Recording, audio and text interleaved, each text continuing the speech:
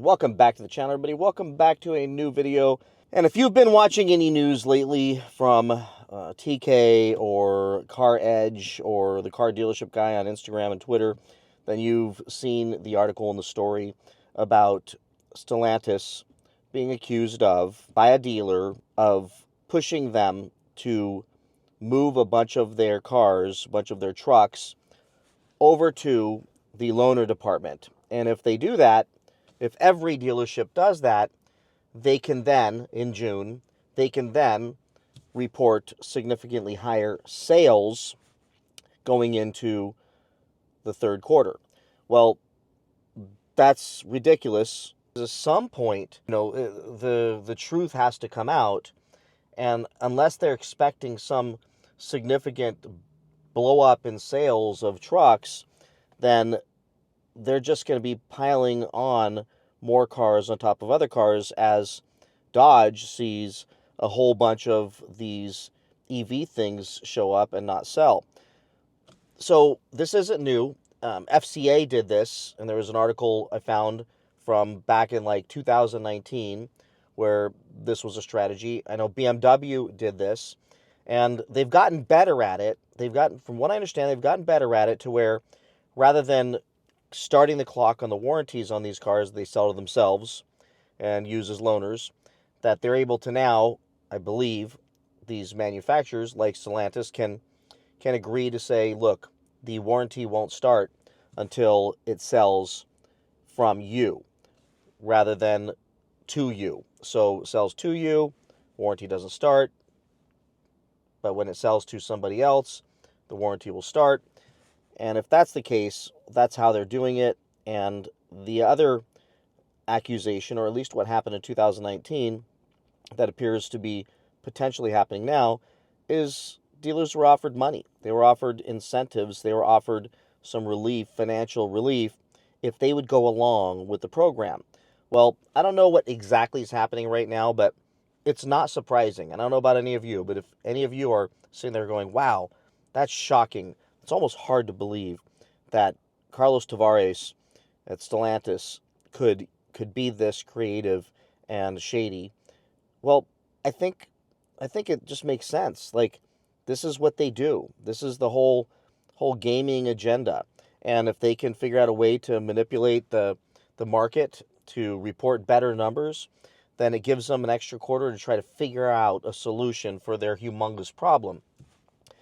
But today's video is not just about that, because until this hits the real news cycle, and TK said the SEC is investigating, and Lord knows where this goes. And I think BMW got fined a massive amount of money for it, so maybe Stellantis knows, well, we'll just take the fine and we'll report better numbers and at least not look so bad because we're taking so much heat from the news. I mean, if you Google Stellantis, Dodge, Chrysler, Jeep, Ram, you will see just pages and pages and pages of just beating after beating after beating.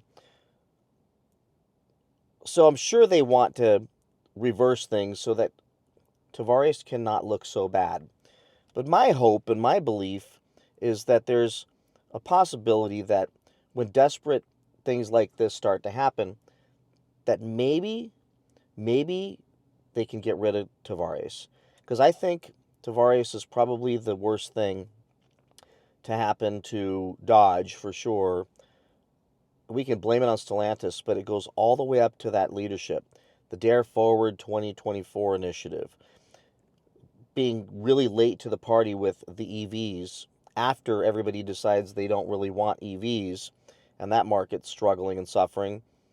So he comes to the party late, doesn't do what Ford did with the Mach-E and launch an early EV so that he can keep V8s around and save Dodge, ends up destroying any aspirational structure for the customers to ascend through their different model lines, where Dodge, we used to see, you can start off with an SXT and then go to a GT, go to an RT, work up to a Scat Pack, and then they added the wide bodies. Get yourself a wide body Scat. You can maneuver within the line of models until you get your Hellcat. And then when you get your Hellcat, maybe you move to the Hellcat wide body, and then you move to a Red Eye, and then to the Demon. And they did this so well, which is exactly how I got into Dodge. I bought an RT on a absolute whim. The car was gorgeous, car was beautiful, it had the loud V8 sound, but it just didn't have the power that I would have liked. So 3-4 months later, what'd I do? Went in, got a Scat Pack, and then less than a year later, I went and got a Hellcat and Red Eye, went all the way to the top, and then ultimately I've been through the whole gambit of all their models. And I bounced around within those models as well, which I think was a phenomenal money-making play for Dodge. Well, now you're not going to have that. All this is being done under Carlos Tavares' leadership. The Hornet, his fault. Then you have Tim Kuniskis, gone. Then you have other leadership, gone. I was going to do a video on jumping ship because so many of these pretty iconic, pretty great leaders are gone, and they're saying, oh, they're retiring, want to spend more time with their family. All total BS. We're going to hear from Tim, and I'm not going to say where I know this or how I know this, but I'm already hearing that something is coming. So I think all of you who were telling me that, oh no, he really retired at 57 years old, you're going to find out that you were wrong on that one. He's not retired. This dude's not out sitting on a fishing boat. He's, hopefully he is right now while he's taking some time off, but I believe he's going to be resurrected. But this reminds me, this Carlos Tavares nightmare reminds me of, and I think it'll help us all understand how we got here, reminds me of that story, The Emperor Has No Clothes. And if you remember that story, the story was about an emperor who used to wear the finest of clothes, all paid for by his people. And he had different clothes for every hour of every single day. He looked so good, so fancy, so perfect all the time that became his moniker and who he was. And finally, ultimately, a couple of swindlers came and convinced him that they are the best clothiers in the world, that they can create clothes that are so light and so comfortable you don't even feel like you're wearing them, and that they actually appear invisible to the incompetent or stupid. But in the process of the clothes being made, the emperor's people, his guards, his staff, all oversaw the creation of these clothes. And not a single one of them went to tell the emperor that, hey, there's nothing there. They're invisible, because they didn't want to be deemed incompetent or stupid. So they went along with the ruse. They went along with the story, all the way to the point where the emperor shows up and gets dressed up in these incredible clothes that are actually invisible. There's nothing there. There's no clothes. And they send him out in the procession completely naked, and nobody says anything because nobody wants to be considered incompetent or stupid. So the emperor out there doesn't want to admit that he sees that he's naked, because that would mean he's incompetent or stupid. So he goes along with the fact that I'm wearing the most beautiful, amazing clothes ever. They're so light and comfortable, and they're the nicest clothes ever made for anyone. And I am the emperor, and anyone who says anything other than that will be now found as the incompetent and stupid person that they are, and hung or taken off and beaten or jailed. So no one in the world is going to want to be seen as the incompetent and stupid. So he's going through this whole procession naked as a jaybird, and finally one young brave boy, and isn't the kids out of the mouth of babes, they will say the truth, and that's what I love about it. This little boy screams out, hey, the emperor has no clothes. And finally, he's exposed for the idiot that he is for falling for this. And finally, everybody else goes along with it. At least that's how I like to see that story end, because the same thing's happening. And I want to tie this to the analogy that everybody at Stellantis is going along with Tavares and his Dare Forward 2024 going, no, it's great. your clothes look amazing. Because if they say anything other than that, just the basic political implications of not going along with Carlos's initiative to save the planet would mean that now they're anti-green, anti-save the world, anti-EV, so they can't say anything. They got to keep going along with it while Carlos parades around naked, and the rest of the world, the rest of us, every car maker, even the EV car makers that are losing their asses right now, all know this is not right. This is not working. This is going to be a small segment of the market. EVs are a small segment of the market. They are not going to take over gas. They can't. Even to the extent that he's doubled and tripled down and he's delivering us these stupid Dodge Daytona EV things that are slower than a Tesla Model 3 Performance and telling us that they're muscle cars. And now the Instagram posts are calling them muscle cars. And it's just ridiculous. But then, let's go ahead and remember that little boy that screamed out, "Hey, the emperor has no clothes." I think that was Tim Kuniskis. I think that was every other leader that you see getting ran out right now who are trying to nicely say, "Hey, look, maybe we can see your private parts. Maybe we can see your nipples. Maybe we can see your belly button. Maybe you're naked. Maybe you're not wearing any clothes. Carlos, maybe this is a bad idea. Maybe the Hornet's a bad idea." And what does the emperor do? "You are incompetent and stupid. You need to retire. You need to retire. Oh, you want to speak up too? You need to retire. My clothes are the finest ever made." That's what he keeps saying. "My cars are going to be the greatest ever made." And he keeps saying this over and over again as people keep disappearing. Great people keep disappearing. Smart people. People with the courage and bravery of that kid in the Hans Christian story. He's saying, "You don't have any clothes." And then next thing you know, another one retires. And another one retires. Every single person that says, "Man, you're naked, dude." Boom. So-and-so is going to retire now. So-and-so is moving to San Clemente. So-and-so is doing this and that and the other thing. Okay, so that just reinforces the bad behavior of everybody else at the company who doesn't want to lose their job to go along with the naked emperor. Well, EVs are great. They're the greatest thing. Keep going. Despite all of the proof out there, despite the cool breeze hitting his bare skin, he knows he's naked, but he doesn't want to admit otherwise at this point. He's too far along, and he doesn't want to admit that he's incompetent and stupid. And because of that, I think the same exact analogy falls in place here. We got an emperor at Stellantis that is buck naked. And this dude has everybody going along with the fact that he's wearing the best clothes ever. And those who say he's not get ousted, and he keeps going with the insanity. There's something else I'll share before I end this, something called political capital. And I learned this from an old CEO that actually helped build my career. And he shared this with me once. And it was interesting when I learned this, that I can almost identify it every single time it's happening now.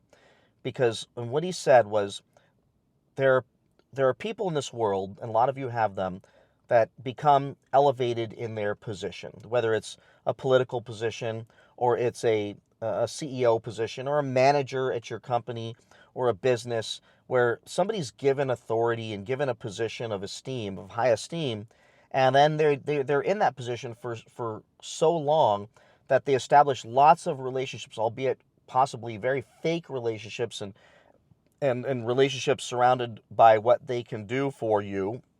But everybody's nice to the manager, everybody's nice to the leader, and that leader ends up getting to a place to where they can almost say anything, regardless of how stupid and incompetent and insane it is. And there is a large amount of people that will go, "Oh yeah, that sounds good. That sounds good," because he said it. Then they will go back and tell other people, "Do you know what George said? George the leader, George the CEO, George the congressman, Carlos Tavares the CEO, he said that if we don't do this, we'll be extinct. So we have to do this." Because his words held so much weight based on the position that he holds and the capital that he's established with this large group of people, call it within a company within an organization, within a country, and it's called political capital. And when you can build enough political capital up, you can say things that are just, you can lie. You can flat out lie, and people will believe you. It's how charlatans and scammers and these big Bernie Madoffs of the world, they've built up so much political capital that when they speak, people listen and take what they say as absolute gold. It's just the fact no matter what, because it came out of their mouth. The problem is once one of those people realize the power that they now wield, realize that now people will listen to them and do whatever they say and take whatever they say as fact and truth, then some leaders abuse that power, abuse that political capital, and start lying a little bit more, just lying a little bit more, and lying a little bit more each and every time, to the point to where ultimately most of what comes out of their mouth is just BS. But the whole area, the whole organization is going, well, so-and-so said X, so it must be true because he's a CEO and because he went to this college and because he's been running this company for 20 years and because he lives in a 20,000 square foot house on the hill, and well, whatever he says. But I think for all of us that aren't those people, and as we become those people, we need to remain very cognizant that honesty is the right path. Truthfulness is the right path. Common sense is an actual superpower if you use it. But a lot of these guys, they've got so much political capital that they can say any stupid thing, and there's always going to be a large swath of people out there that go, yeah, okay, he said it, so it must be true. Think of our political environment, regardless of who's in the office, regardless of who's in Congress, regardless of who's holding one of these political positions. When they speak, they can lie, and there's going to be, regardless of which side you're on, if Biden speaks, there's a giant amount of people that just go, he's such a nice guy and told the truth, to the extent they can play recordings of horrible things he said and did that are contrary to what he just said, and they will still say, nope, we believe him, we love him, it's great, just like robots. Same thing with Trump, same thing with any president, is there's a group of people that they can do no wrong and say no wrong.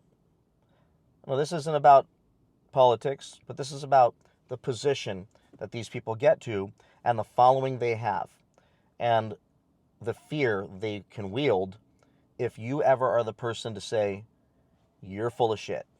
You're full of shit. Well, I'm the guy that does that often, and anybody who knows me outside of work, I will tell you, regardless of position, that you're wrong, and that's going to be disastrous. And I've been on the other end of some tough conversations in my life. I believe I even lost my last position as an executive after 15 years because I got to the place of just telling the owners who were walking around naked, thinking they were wearing beautiful clothes, that they were killing their company and that they had to stop this direction. But then they would go out to offices and say things, and there'd be people that go, oh, everything's okay, and just believe them because of their political capital.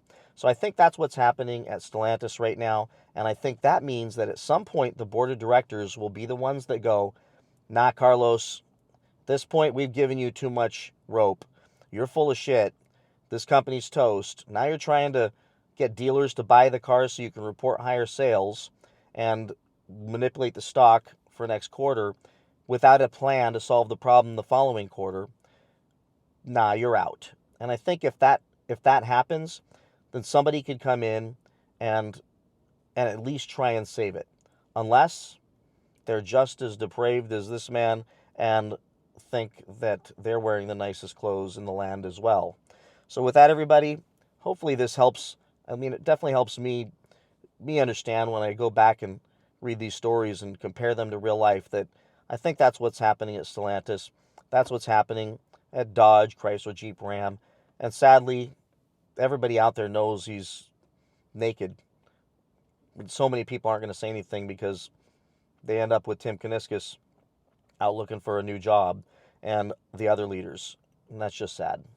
So with that, everybody, please like, subscribe. Let me know what you think in the comments below, and I'll see you in the next one. Bye-bye.